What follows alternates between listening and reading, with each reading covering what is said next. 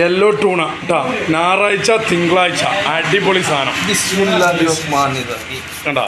ഇതാണ് ബേപ്പൂർ ഫിഷിൽ കണ്ടാ. യെല്ലോ ടൂന. ഏത് യെല്ലോ ടൂന? യെല്ലോ ടൂന തന്നെ കേട്ടോ.